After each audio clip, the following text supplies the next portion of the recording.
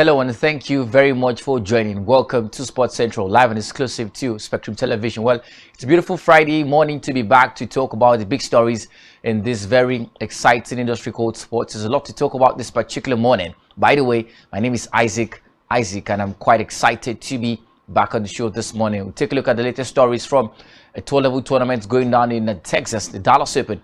We talk about the biggest movers and, of course, the winners as you get into the quarterfinals of the competition. We take a look at what's happening in Abu Dhabi, the Mubadala Abu Dhabi Open.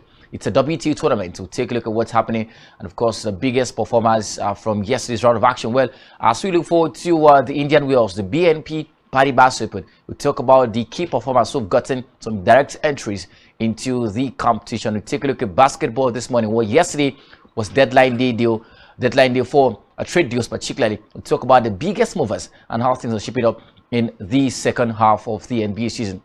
We'll talk football. Ronaldo scored 4 times yesterday to extend his record to 500 league goals in his career. We'll talk about this and so much more in the course of the program this particular morning. Well, before we get into all of these conversations, let's take you through some news stories making rounds in Sports Wrap-Up. It's time.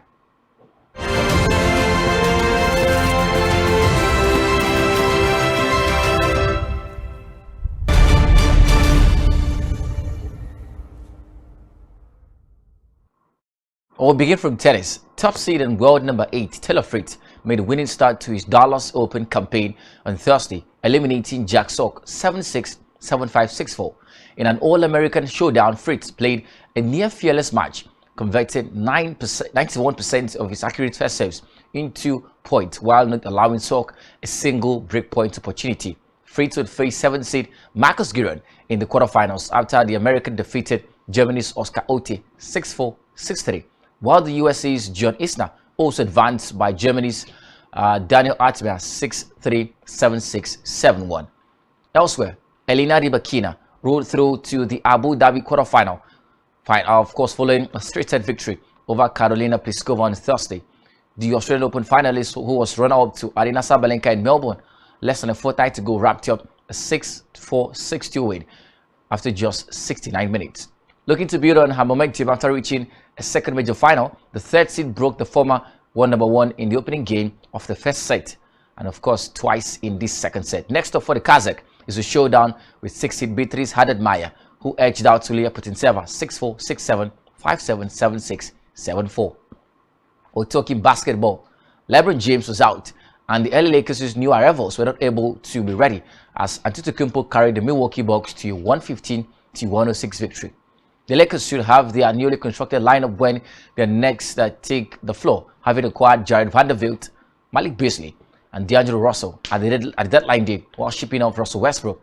But Anthony Davis' 23 points and 16 assists was not enough against the Milwaukee Bucks. Antetokounmpo controlled proceedings with a game-high 38 points on 14 of 23 shooting, adding 10 rebounds and 6 assists, while Chris Middleton looks like his all-NBA self with 22 points off the bench.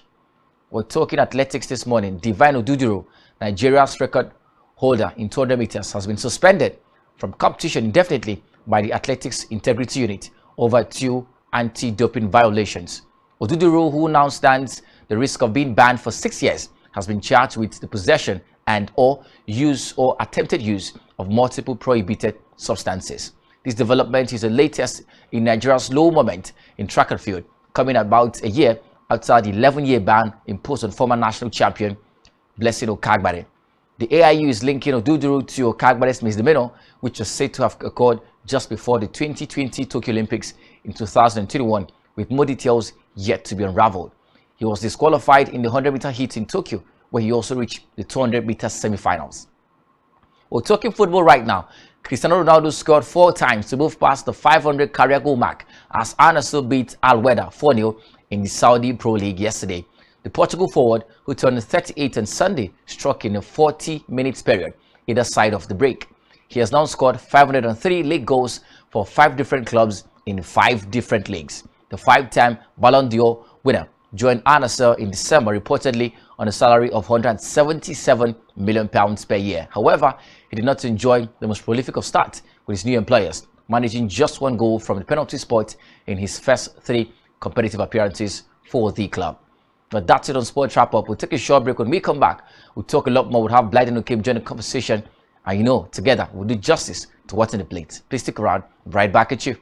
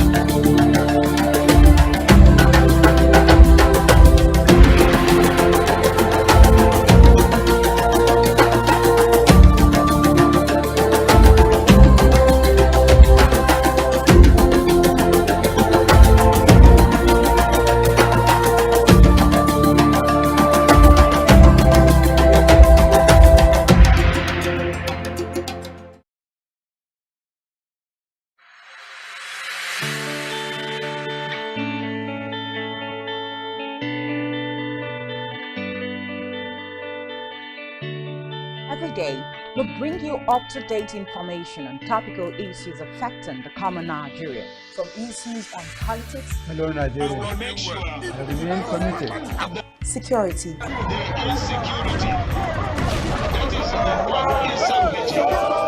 education, health, lifestyle, and so much more. Join Janice Kobum and Uyai Anyeken every weekday from 7 a.m. to 9 a.m. on Rise and Shine Daily, exclusive on Spectrum Television.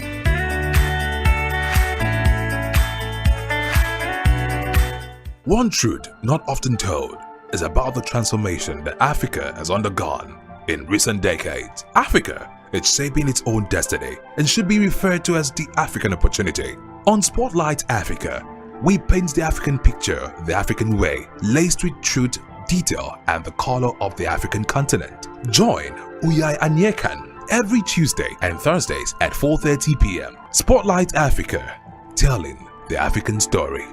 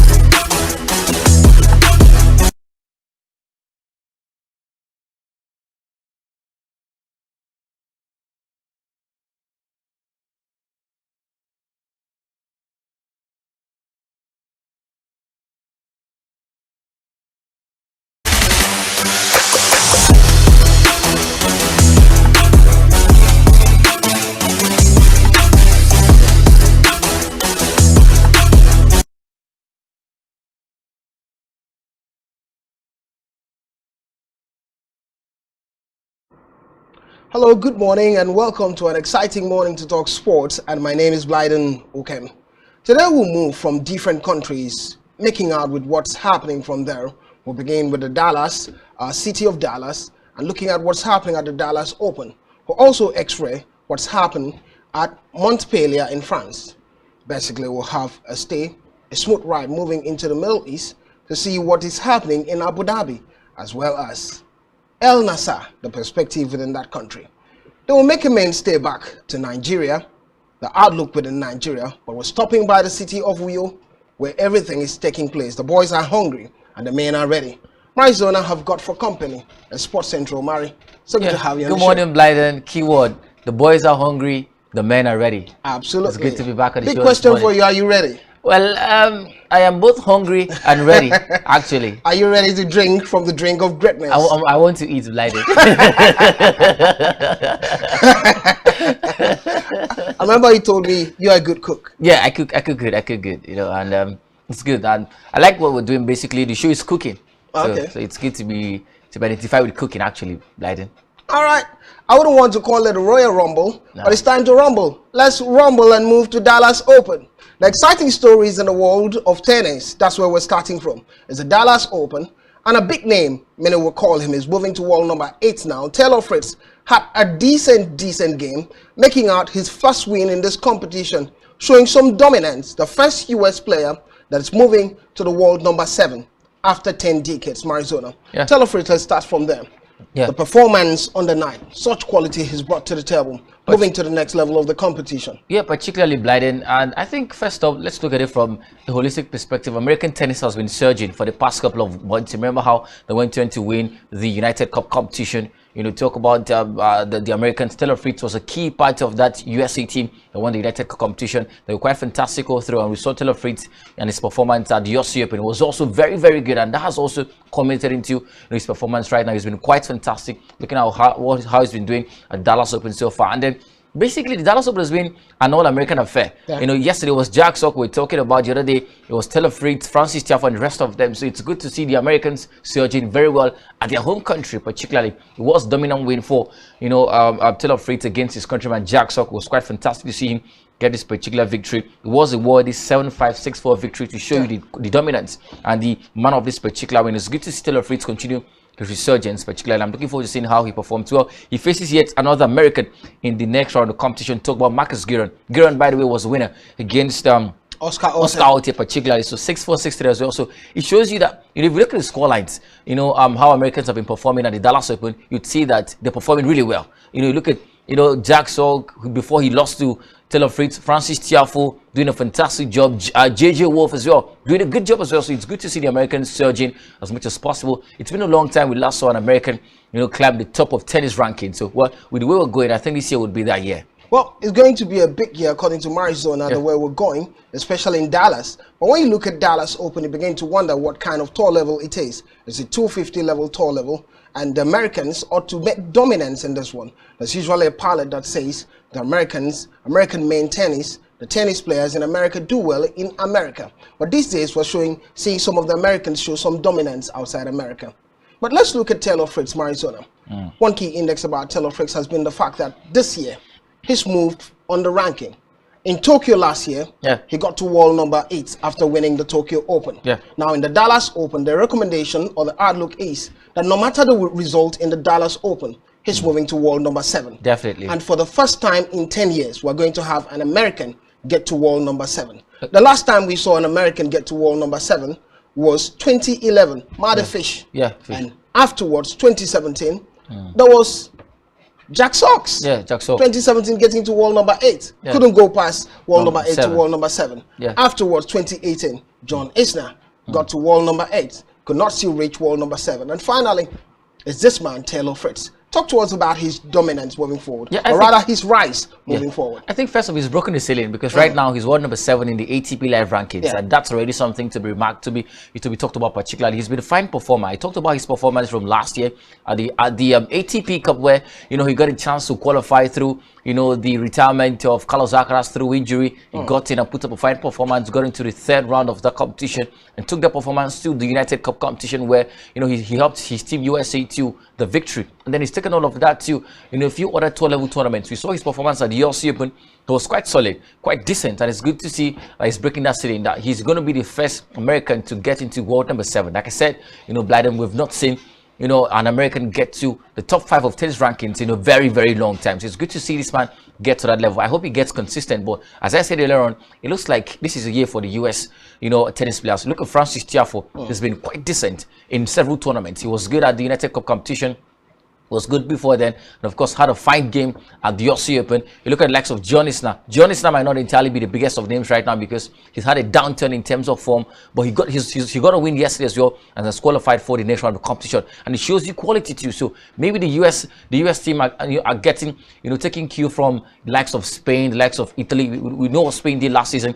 The world number 1 and 2 was Spaniards, Carlos Alcaraz and Rafa Nadal. You look at the talents. Matteo Berrettini, Lorenzo Musetti were quite decent last year. So maybe the Americans are thinking to themselves, we can actually be this good if we can do the very best. And I think that's a conversation, and I hope they get consistent. Well, let's look at something. Last year we saw improvement from the American point of view. Yeah. Before now, it was all about that development that comes with the US Open, performing quite well in the US Open. But we saw that development and improvement from the Americans, showing some dominance moving forward. The question was about the performances of Americans outside America.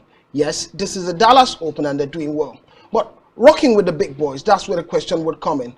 Taylor Fritz, decent player, Arizona. Yeah. You talk about Francis Tiafoe, decent player also. Moving forward, they've really improved. But can they rock with the very best? Showing dominance at a Grand Slam Open with the very best when they're taking on the likes of Novak Djokovic and some of the biggest names, Carlos Alcaraz, you could think of. Yeah, absolutely. The Grand Slam is the biggest test of any tennis player's mettle. If you say you're the best, let's go to Grand Slams and see. That's been the conversation over time. So, and I think, sadly, the Americans have not proven their quality in Grand Slams over time. They do well at ATP tournaments, tour level tournaments, 250, 500, 1,000, but they barely sparkle at Grand Slams. And I'm looking forward to seeing if they can break that dog over time, because you barely see the Americans get to semi-finals of competitions. Taylor Fritz, I think he's been the closest in the last 5 years, to come very close. That's been the conversation. So with the way they're going, they look like, they're ready to break that ceiling. They sort of do well at the US Open. Yeah, that's because it's their home ground. That's the only ground where they do well. Even at that, they don't get to win it. Because the hallmark is to win it, basically. So that should be the conversation. Based on the ranking, you could even say it. Yeah. In the past 10 years, no one has gotten to world number 7. This is the first time it's going to happen. And it shows you. It speaks volume about it. Yeah, while definitely. the American women have actually done well. Yeah.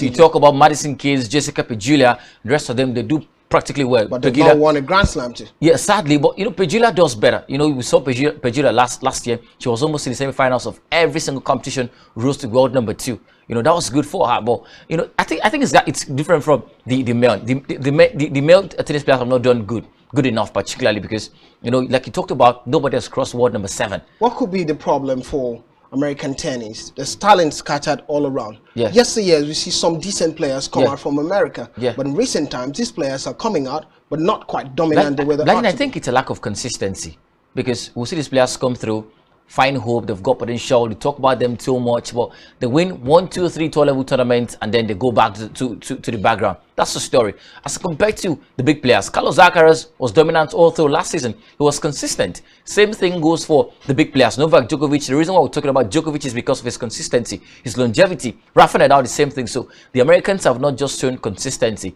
and if they can add that to their game this year, things can change for them. If they can add to their game this year, things can change. Let's move quickly to what's happening at Montpellier. It's called the Open Suite de France. There was quality game in particular. It had to be Holger Rune. Holger Rune has been known for ruining things for some of the big stars, but for the first time he saw himself in a big position where he's a top seed in his debut in a 250 tour level title competition.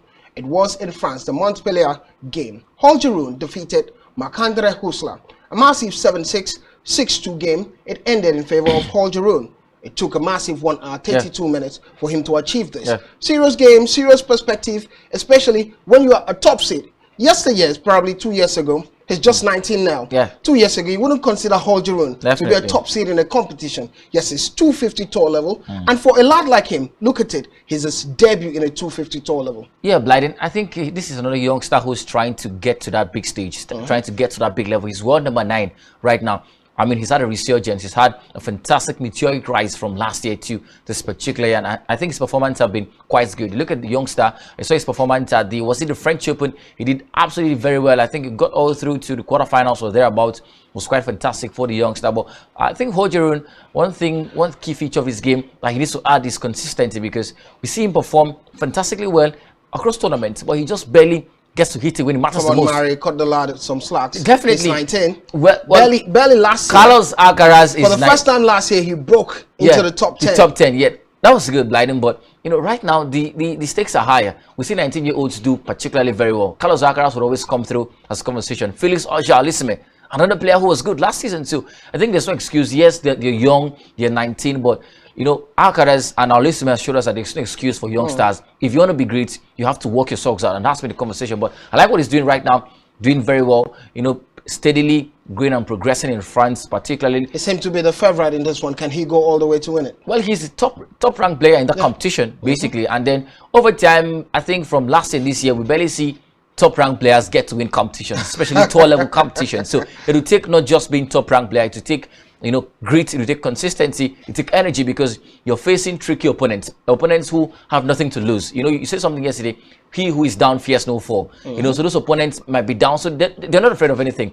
They go there, mess you up, and then get wins. So that should be this conversation. But I look forward to seeing how he performs, and he should take his performances to Grand Slam levels. Well, the likes of Boris Korik had some decent win yesterday. Yeah, it was good against Radonech. Also, decent win for the likes of Harlis. Harlis had a win against Davidovich Fokina. We talked about Davidovich Fokina yesterday. Got lucky against Hobart. And finally, his lucky charm failed him this time, because he had to complete the game against Hobart. He couldn't finish the game. Hobart withdrew because he was injured. Yeah. Now he had to finish the game against Quinton Harlis, and Quinton Harlis had the better of him. A proper test of his quality. You know, I had this conversation yesterday. Well, talked about the fact that he's Fokina back and all of that. I said no. Basically, because there's a lot to be expected from this particular young man. He's never gone to that level where he becomes a top player. And well, he's like you say, his lucky charm worked for him against Hobart, but he faced quite a tricky opponent, and of course he lost sadly. So that's been the conversation over time. But kudos to likes of Bonnet Courage to Croatian, who is doing a fantastic job so far, so good. Building consistency. We saw a few glimpses of brilliance from him last year, and I think he should get to make it a lot more consistent. But holistically, I think it was good for the winners. Maxim Cressy was also a winner, which was also good to look at it. So particularly good for the winners, and of course I hope they take this form to the second Grand Slam of the year. Well, moving from what's happening in France, let's look at what's happening in Abu Dhabi. It's called the Mubadala Open. The excitements are still ticking up. The big names are showing class, while some of them are also slumping. But here's it. Haddad Meir, we've seen Haddad Meir in recent times from Brazil doing some dominance display. But yesterday she had this one in the bag. It took a massive long time for her to show this level of class against Potentseva. Recently, we also talked about Potentseva and the opportunity what she serves in the competition. Finally was the end for Potentseva. A massive 6-4, 6-7, 7-6 win for Haddad Meir. Let's start from the Haddad Meir. Yeah, the Brazilian has been good. She just burst into the scene just some 2 years ago, and she's been quite decent, quite progressive in the way she plays. Not often you get to hear about a Brazilian tennis player. Definitely. So she's just one of the thousands. And then when you talk about Brazil, you know, one player that comes to mind when it comes to tennis is Beatriz Haddad Meir, because she's been able to crack into the top 30. She's become a consistent performer across tour this particular season, even last season too. So it's good to see her continue that form. Potentseva won, I think, yesterday to qualify for the 4th round, and there was talk about where is she back on track and all of that, but her quality was never a match for Brazilian Haddad Meir, and I think it's good to see this players put up fine performances so far, Blyden. Well, decent performance for most of the superstars is the round of 16, and they're moving to the round of 8, the quarterfinals, which set the template for what could happen moving to the finals. But with a good win for the likes of Arina Rybakina, who showed some dominance against the top player, the likes of Pliskova. It was a 6-4, 6-2 win for Rybakina, decent win at the end of it, Marizona. Also, there were good wins for the likes of Kazakhstan. The Kinas are doing quite well in this one. Kazakhstan also lost the first set to Tishman, 1-6, the second set 6-0, and the last set she showed that dominance 6-2, especially when he fall in the first set, then he began to cap it all in the second and the third set. That's what we saw. Second set 6-0, third set 6 massive 2, and it speaks volume about the quality she brings. Good wins for the Keeners. You know, first up, Kasaskina, but it was winner. Duke Techman was a fantastic performance. When I saw her drop the first set, I was a little scared because, you know, she was the favorite in that particular game. And there was so much talk about if she was back on track. You know, recently saw the rankings and she had climbed a few spaces, you know, top in the WT rankings. And it was good to see her, you know, come back from that game. Won the second set and the third set in quite a dominant performance. And then you talk about Rebecca, finalists at the just concluded, you know, Australian Open. She was quite fantastic, you know, when she lost Sabalenka at the end of the day. But it was good to see her get herself back on track as much as possible. Got a win against a very, very tough opponent in that particular one. It was good to see them. And of course, there's a lot to be expected from these players, particularly. I think Rebecca has a lot to do because there was so much talk about how she'd be able to, you know, get to win the Aussie Open. She didn't win it particularly, but she was a performer, went to the final of that particular game. So it was good to see her, you know, get this particular performance in. But hopefully we'll see how these games progress at the end of the day, Blyden. Well, that's the story around tennis. We do the best we can to offer more as the events unfolds and the excitement are optic. But the beauty of it is, when we come back on Monday, we'll give you the very best of the outcomes. Who won which? And what happened next. But let's move straight to the US. It's been back and forth from Dallas to the Middle East and back to the US. In the US, it's the NBA all the way. Big stories, the big headline would be the man called Giannis Antetokounmpo having that decent win against LA Lakers, a short-handed LA Lakers this morning. Maizona, let's start from them. This man is hitting the record back to back to back to back, dominant display. Yeah. They defeated the LA Lakers yesterday. You're a Greek Nigerian, right? That's the name. You're Greek Nigerian. It was good. It was good to see, you know, this performance against the Lakers. Sadly, LeBron James was out of this game. He was given a day off to just chill and enjoy the record he broke just a couple of days ago. But particularly, it was sad to see, you know, that the Lakers were short-handed. Particularly, you know, the biggest performer was Anthony Davis, posted a little over 25 points for 23, particularly, you know, for the side, but not enough. As Antetokounmpo, you know, took the Bucks to the shoulders and took them to that victory, 115 to 106. It ended at the end of the day 38 massive points, 10 rebounds, and 6 assists posted by this particular man. It was good to see Chris Middleton. Chris has been here and there this season, not consistent, but was quite a performer for the Bucks yesterday. Posted a little over 22 points off the bench for the team. So for the first time we saw an NBA Chris Middleton. Was quite a fantastic performer for the side. But holistically, I mean, I think it was a lackluster performance from the Lakers because I respected you know, the young stars to come through as much as possible and get them through. But that was not the case. And hopefully when LeBron James comes back, Anthony Davis and a few players that have signed, you know, through the NBA trade deals, I hope they get themselves back on track. Let's look at something, Mari, because what you're saying I do not understand. In recent times we talk about the Lakers, how weak they are in the NBA, especially when you're taking on a decent side like Milwaukee Bucks with Antetokounmpo being available. Without the big man LeBron James, they had to give this cushion effect, 115, 106.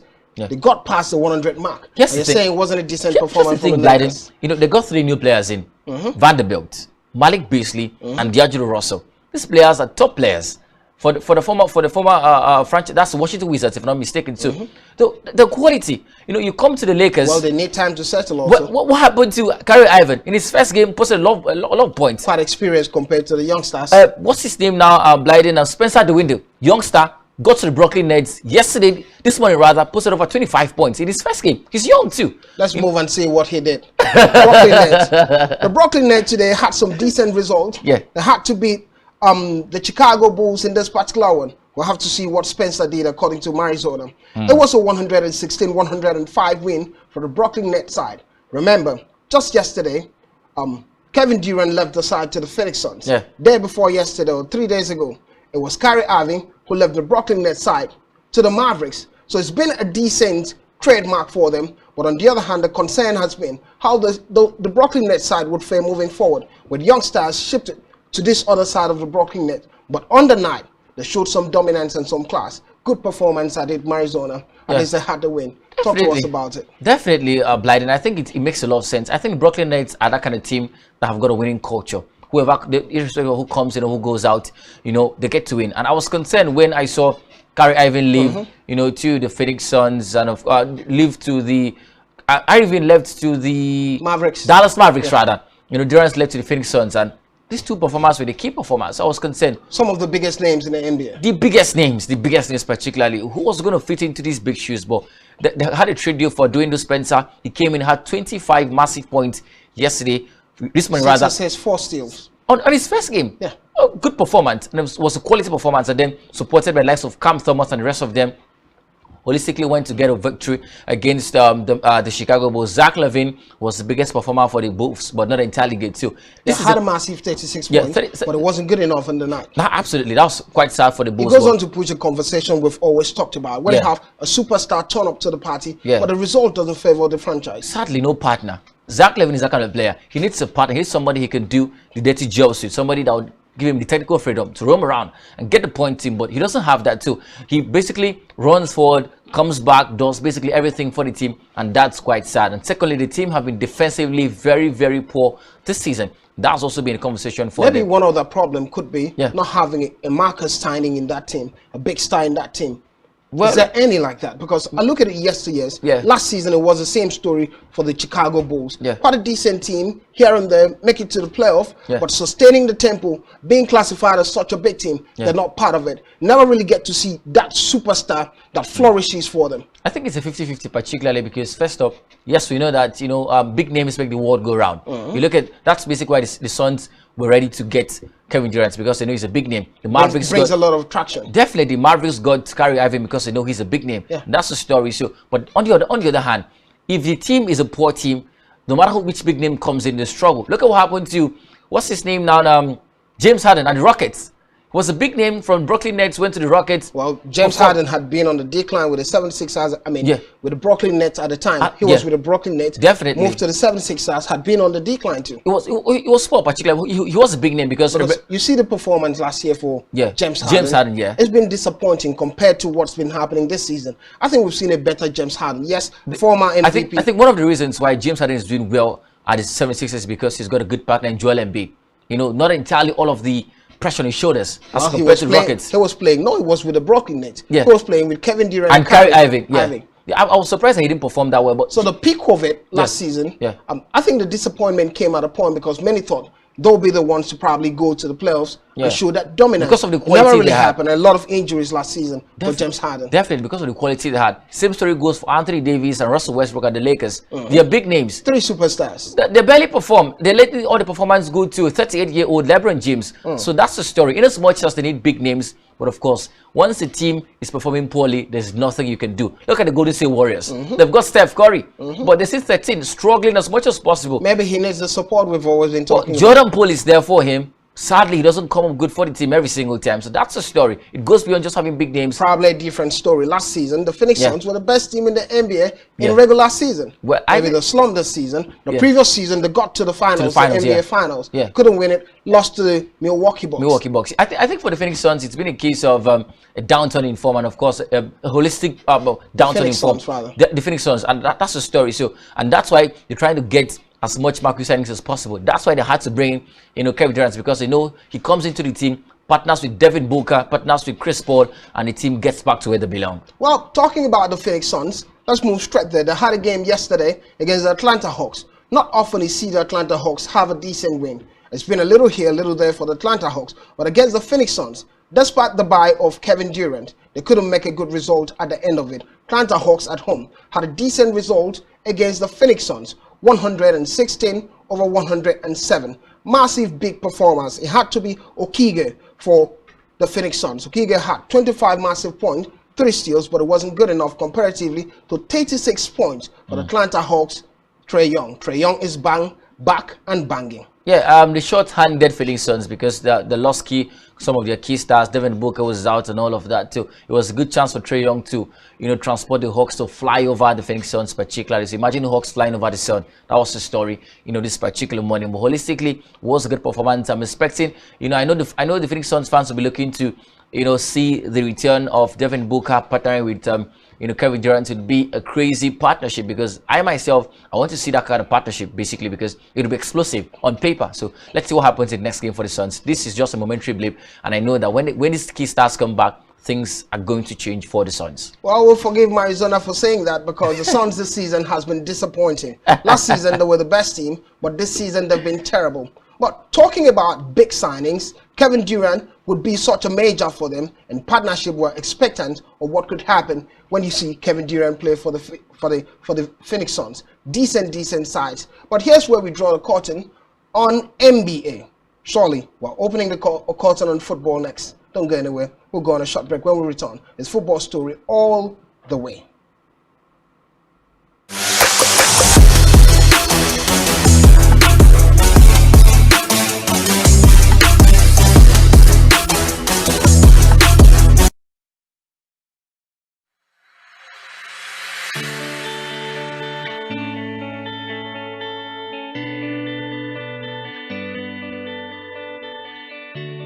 Every day, we bring you up-to-date information on topical issues affecting the common Nigerian, from issues on politics, Hello, Nigeria. I remain committed. security,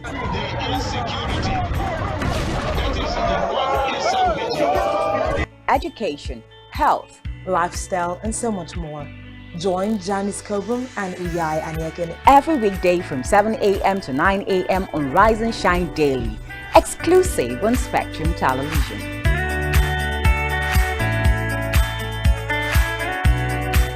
One truth not often told is about the transformation that Africa has undergone in recent decades. Africa is shaping its own destiny and should be referred to as the African opportunity. On Spotlight Africa, we paint the African picture the African way, laced with truth, detail, and the color of the African continent. Join Uyai Anyeken every Tuesday and Thursdays at 4:30 p.m. Spotlight Africa, telling the African story.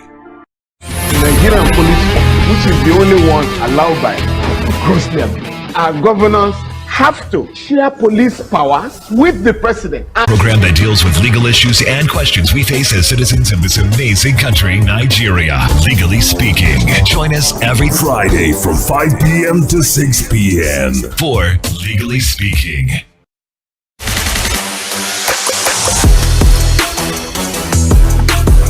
Welcome back. It's Sports Central. My name is Blyden Ukem. Marizona here with me for company. We're seeing the best of the stories happening in the world of sports, and it's time to look at the football stories. But before we hit the football stories, there's an issue in the athletics perspective. Divine Ododuru has been in the mark, an athletics champion from Nigeria.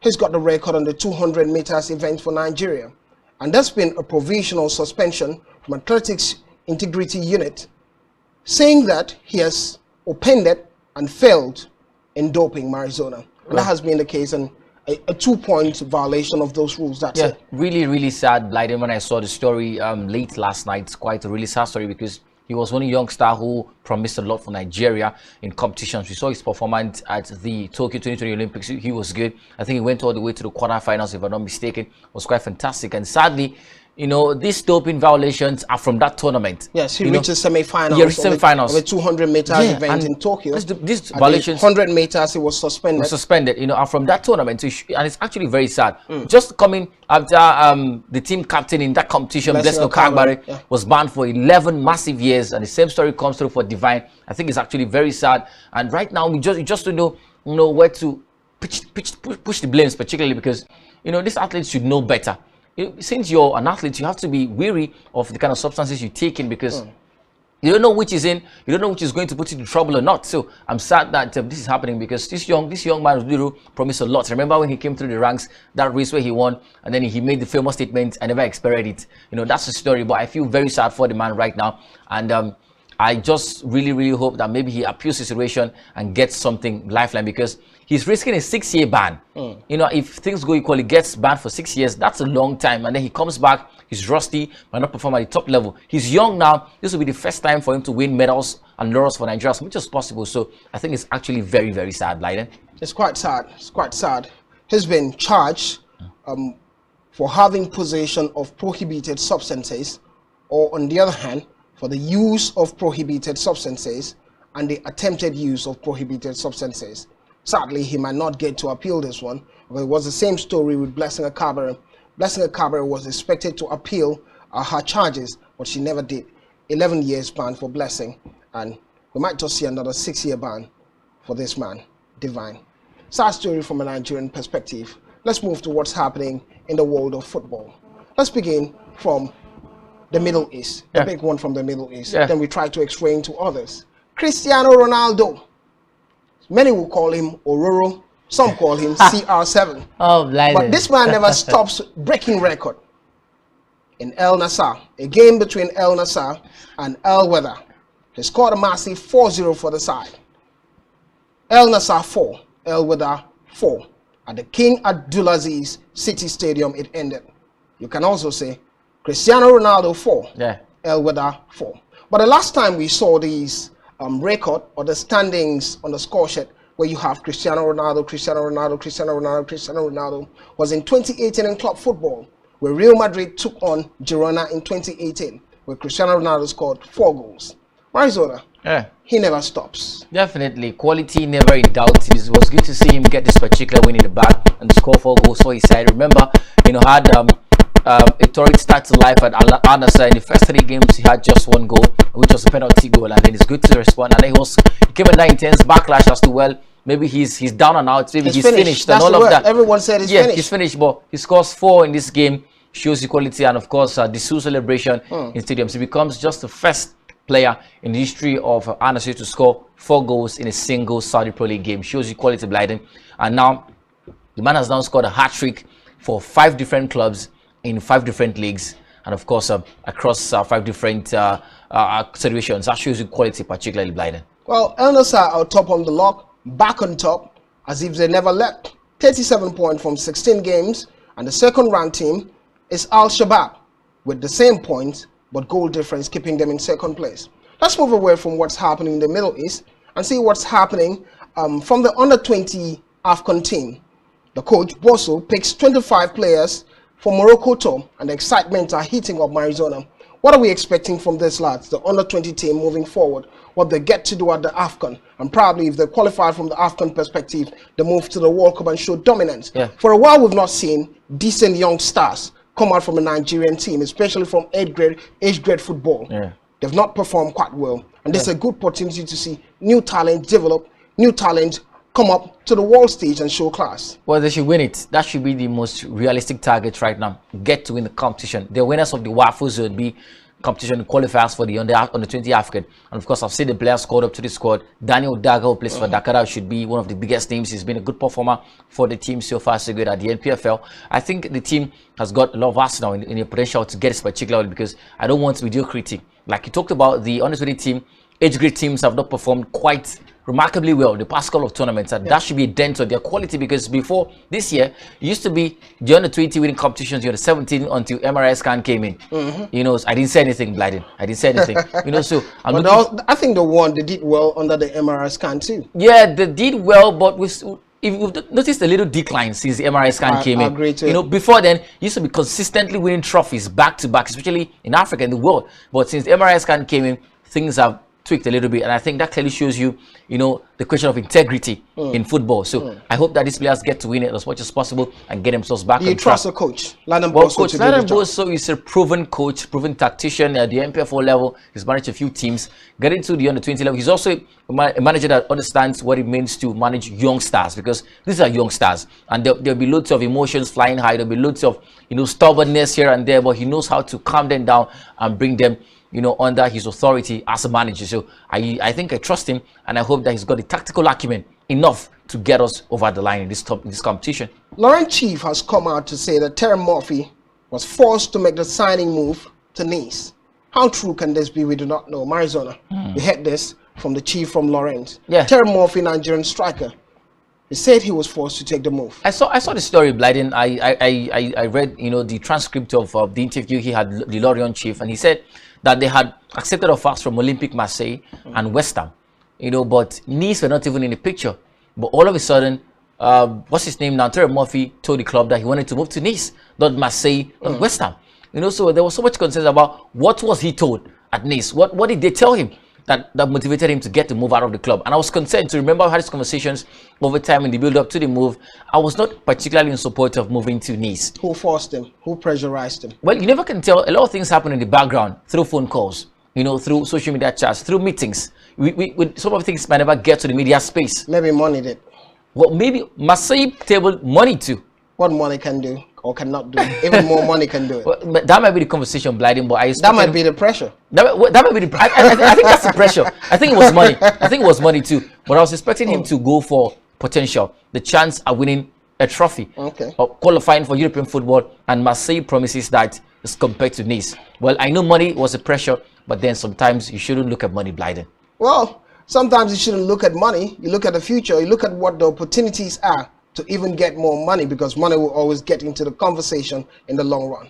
But big stories have been the story about Lionel Messi getting injured, and Lionel Messi might not feature in the game between Paris Saint-Germain against Bayern Munich, and that's a big concern. Mari will x-ray this for us, Mari. What's happening? Lionel Messi, the talks about this injury and how the concern could be moving forward for Bayern Munich. But we look at Paris Saint-Germain, they had acculates of stars, big stars in that mix. Talking about Neymar, Kylian Mbappe, and Leo. And at this point, one of the reasons Leo went to Paris Saint-Germain was to win the Champions League. First question would be, can he do that? And what about this injury concerns? Well, I think first of talking about the injury first, I think it's quite sad because Lionel Messi played 90 minutes in that loss against Marseille just a couple of days ago in the French Cup rather, and then he came through with a hamstring problem. And sadly, PSG also, facing the potentiality of losing Kylian Mbappe. Mbappe is out with a thigh injury. So imagine not having Messi and Mbappe in a game against Bayern Munich. That might spell doom for you in the first leg, and the game comes up next week. So both players facing a race against time to be fit enough to get that game in the bag. And I think that's a thing of concern. Holistically, I think if he gets back in the second leg, can still help them. PSG have got lots of stars.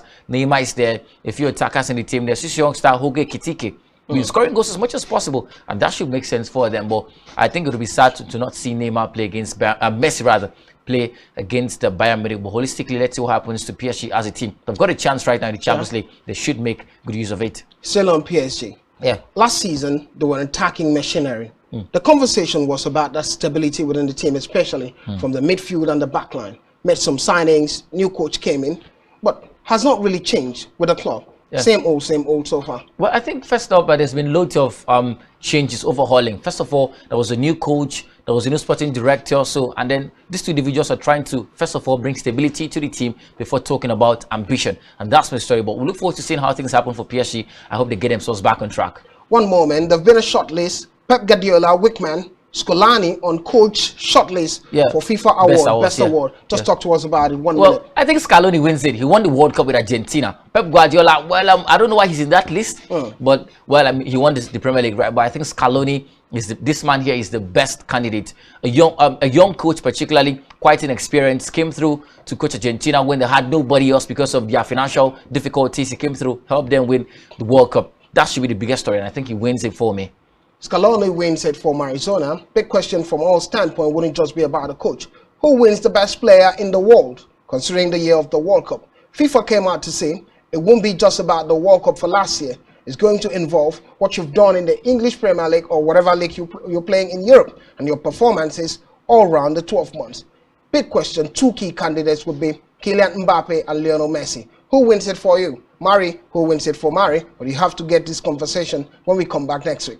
Thank you for watching. Thank you for being a part of the show. Arizona, that knuckle will do. Definitely, Mr. Blyden. Thank you very much. And you looked good today. Today is Friday, so next we're seeing is on Monday. You're splashingly looking good. Have a lovely weekend, Mr. Blyden. These days, I'm not here. Thank God it's Friday. Oh, thank God it's Friday. Thank God it's Friday. Well, I'll be here tomorrow. So, I still thank God it's Friday. Okay. Yeah. Excitements are over. Thank you for watching.